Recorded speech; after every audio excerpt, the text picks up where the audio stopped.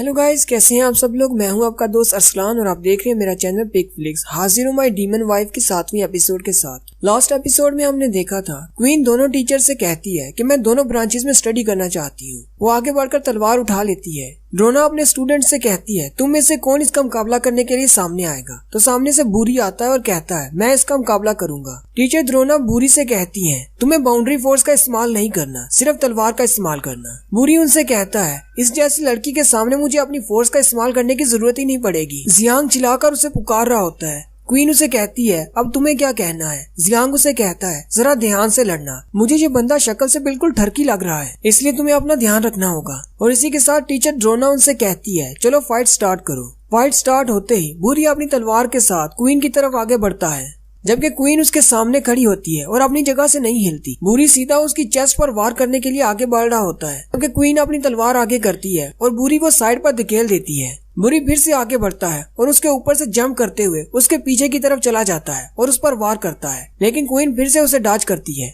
बूरी पीछे बैठकर हंसना शुरू कर देता है और कहता है इस लड़की के पास तो बहुत सारी ट्रिक्स हैं। उसी वक्त क्वीन अपने कंधे की तरफ देखती है तो उसने उसकी ब्रा की स्ट्रिप को काट दिया होता है। सारे लड़के लार टपकाते हुए उसके नाम के नारे लगा रहे होते हैं और कहते हैं ये तो बहुत ज्यादा पावरफुल है, जबकि जियांग को उन सबको देखकर बहुत ज्यादा गुस्सा आ रहा होता है। बूरी हंसते हुए फिर से उस पर अटैक करने के लिए आगे बढ़ता है। क्वीन नीचे की तरफ बैठकर उसकी तलवार को ब्लॉक करती है और फिर से उसे पीछे की तरफ धकेल देती है। इस बार क्वीन खुद से आगे की तरफ बढ़ती है और उस पर अटैक करती है। क्वीन उस पर अटैक पे अटैक किए जा रही होती है। बूरी उसके सामने कमजोर पड़ जाता है। फिर क्वीन अपना स्पेशल मूव इस्तेमाल करती है। वो तलवार को पकड़कर घूमना शुरू कर देती है। उसकी ये एबिलिटी देखकर टीचर ड्रोना भी हैरान हो जाती है। बूरी कहता है कि मैं इस तरह इसको ज्यादा देर तक होल्ड बैक नहीं कर सकता, मुझे भी कुछ करना होगा। बूरी अपनी बाउंड्री फोर्स को इस्तेमाल करता है और क्वीन के अटैक्स को ब्लॉक करता है और उसे पीछे की तरफ धकेल देता है और साथ ही मैजिकल पावर से उसकी तरफ स्लैश लगाता है। उसकी मैजिकल पावर क्वीन को हिट करने वाली ही होती है कि उसी वक्त उसका बड़ा भाई सामने आ जाता है और आगे आकर एक शील्ड बना लेता है और क्वीन को हिट होने से बचा लेता है। बूरी के भाई का नाम टोल्स लियान होता है। लियान क्वीन को नीचे उतारने के बाद उसे कहता है क्या तुम ठीक हो।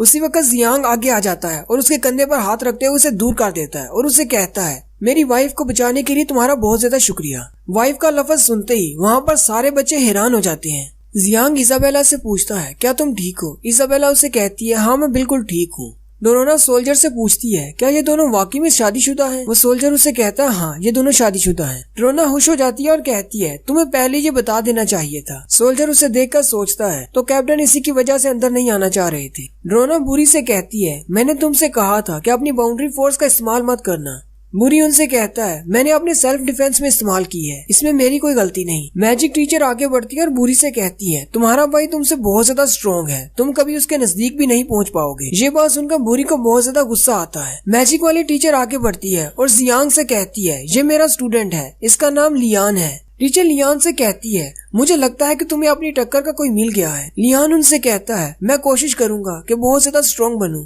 ड्रोना क्वीन से कहती है मुझे लगता है शायद तुमने अपने स्वर्ड स्किल मूचिया से सीखे हैं। क्वीन उसे कहती है हाँ बिल्कुल, मैंने मास्टर मूचिया से ही सीखे हैं। मूचिया एक फेमस स्वर्ड्समैन है जिसको गॉड ऑफ स्वर्ड भी कहा जाता है। स्टूडेंट्स भी ये बात सुनकर हैरान हो जाते हैं और कहते हैं तो क्या ये वाकई में मास्टर मूचिया की स्टूडेंट रह चुकी है, इसीलिए ये बहुत ज्यादा पावरफुल है। ड्रोना उसे कहती है मैं भी टीचर मोचिया से कुछ अर्सा सीखती रही हूँ, इसलिए मुझे पता था कि तुमने जो मूव इस्तेमाल किया वो टीचर मोचिया का था। क्वीन टीचर से कहती है लेकिन थोड़ी देर पहले जो तुम स्किल्स इस्तेमाल कर रही थी वो तो टीचर मोचिया से भी ज्यादा अच्छे थे। टीचर हंसते हुए से कहती है तुम तो बहुत ही अच्छी नजर रखती हो, चलो ठीक है मैं तुम्हें अपनी स्टूडेंट मानती हूँ, आज से मैं तुम्हें तलवारबाजी सिखाऊंगी। ड्रोना की क्लास के लड़के बहुत ज्यादा खुश हो जाते हैं और कहते हैं चलो एक हॉट लड़की हमारी क्लास में आने वाली है, जबकि मैजिक की क्लास के लड़के कहते हैं ये लोग इतना ज्यादा खुश क्यों हो रहे हैं जबकि उसने अभी तक डिसाइड नहीं किया उसने कौन सी क्लास में जाना है। मैजिक टीचर ऐसी आगे बढ़ती है और ड्रोना से कहती है तुम्हारा क्या मतलब है कि तुम उसे अपनी क्लास में ले रही हो, मैं उसे पहले ही अपनी स्टूडेंट मान चुकी हूँ। ड्रोना उसे कहती है क्या तुमने देखा नहीं वो किस तरह तलवारबाजी करती है, वो मैजिक से ज्यादा तलवारबाजी में ज्यादा माहिर रहेगी। सोल्जर आगे बढ़ता है और जीबी यानी कि क्वीन से कहता है तुम कौन सी क्लास में जाना चाहोगी। क्वीन उनसे कहती है मुझे तो अभी खुद भी समझ नहीं आ रही कि मुझे कौन सी क्लास में जाना है। वो दोनों टीचर्स कहती हैं तो क्यों ना हम दोनों फाइट करके डिसाइड कर लें कि इसे कौन सी क्लास में जाना चाहिए। उसी वक्त जियांग आगे बढ़ता है और उनसे कहता है मेरे बारे में क्या, मेरा भी टेस्ट लें। जियांग बहुत ज्यादा एक्साइटेड होता है और उनसे कहता है प्लीज मेरा भी टेस्ट ले, मुझे भी अपना टेस्ट देना है। मैजिक टीचर एसीयू से कहती है अच्छा ठीक है। वो अपना मैजिक बॉल जियांग को देती है। जियांग उस मैजिक बॉल को अपने हाथ में पकड़कर बहुत ज्यादा खुश हो जाता है और कहता है मैंने अपनी पूरी जिंदगी इसके सपने देखे हैं। अब चूंकि मैं दूसरी दुनिया में एक हीरो के तौर पर आया हूँ तो क्या पता मेरे पास इतनी ज्यादा मैजिकल पावर हो कि मैं इस पूरी दुनिया का राजा बन जाऊँ। क्या पता मेरी मैजिकल पावर इतनी ज्यादा हो कि इस मैजिकल बॉल की चमक इतनी ज्यादा हो कि सारे अंधे हो जाएं। जबकि उसके पीछे खड़े स्टूडेंट्स बातें कर रहे होते हैं क्या ये उस लड़की से ज्यादा स्ट्रॉन्ग होगा। जियांग उस मैजिकल बॉल को हाथ में पकड़कर खड़ा होता है। ऐसे ही 3 मिनट गुजर जाते हैं। वही स्टूडेंट बातें करना शुरू कर देते हैं और कहते हैं ये तो बिल्कुल कचरा है, अभी तक कुछ भी नहीं हुआ, इसके पास तो जरा सी भी मैजिकल पावर नहीं। जियांग बेचारा चुपचाप खड़ा होता है अपने हाथ में मैजिकल बॉल लेकर। वो कह रहा होता है काश ये थोड़ा सा चमक जाए।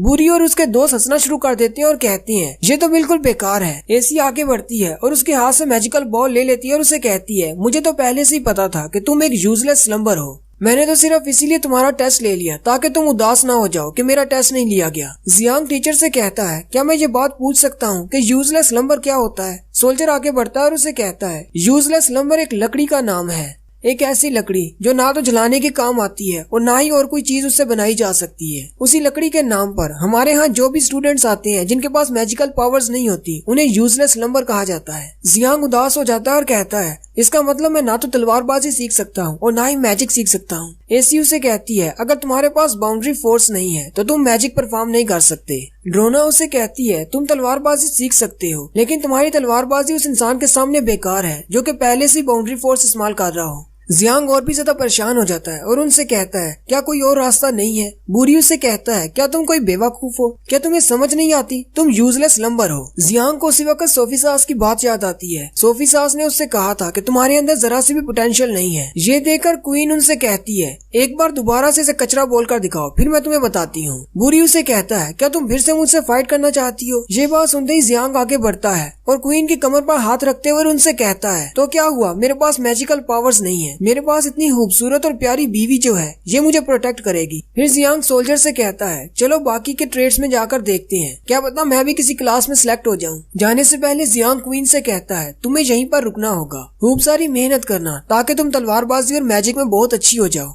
ड्रोना आती है और क्वीन से कहती है अब जबकि वो लड़का चला गया है तो चलो वापस क्लास में चलते हैं। एसीयू से कहती है नहीं ये मेरी स्टूडेंट है, ये मेरे साथ क्लास में जाएगी। वो दोनों फिर से वहीं पर बहस करना शुरू कर देती हैं, जबकि जियांग और सोल्जर दूसरी तरफ चले जाते। चलते हुए जियांग उस सोल्जर से कहता है अगर मैं अपनी बाउंड्री फोर्स को इस्तेमाल नहीं कर सकता तो क्या मैं स्कूल में एडमिशन नहीं ले सकता। सोल्जर उसे कहता है नहीं ऐसी बात नहीं है, बिना बाउंड्री फोर्स के भी तुम बहुत सारी क्लासेस में ज्वाइन कर सकते हो। यहाँ पर और भी ऐसी ब्रांचेस है जहाँ पर बाउंड्री फोर्स का इस्तेमाल नहीं होता। जियांग सोचता है मुझे लगता है शायद मैं एक कुक की बनने वाला हूँ। सोल्जर उसे कहता है हम लोग अगली क्लास में पहुँच गए हैं। जियांग उससे पूछता है ये कौन सी क्लास है। सोल्जर उसे कहता है ये फोर्जिंग की क्लास है, यहाँ पर वेपन्स बनाए जाते हैं। जियांग जैसे ही अंदर आता है तो सामने सारे बच्चे हाथ में पेंसिल और कागज लेकर बैठे होते हैं और वो सारे एक तलवार की पिक्चर बना रहे होते हैं। सामने स्टेज पर एक तलवार होती है और वो सारे उसी की पिक्चर बना रहे होते हैं। जियांग उनकी पिक्चर्स देखकर कहता है ये तो बहुत ही बुरी ड्राइंग कर रहे हैं। वो करीब जाकर एक लड़के की ड्राइंग देखता है और कहता है ये तो बहुत ही गंदी है।